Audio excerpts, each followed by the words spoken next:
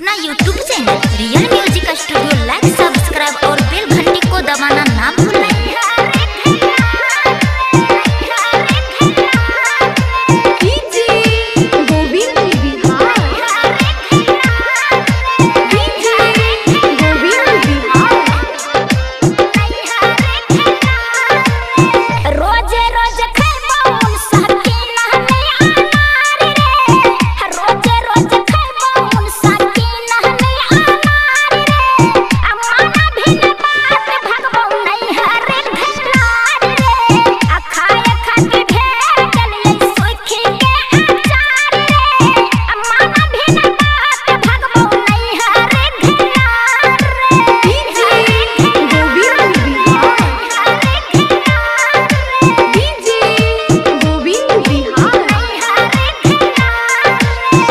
नाश्ता में चाही हमरा से बसा तोला आरोख बोसोरी बाजार के लिट्टी छोला आरोख बोसोरी बाजार के लिट्टी छोला। हाँ रे नाश्ता में चाही हमरा से बसा तोला आरोख बोसोरी बाजार के लिट्टी छोला।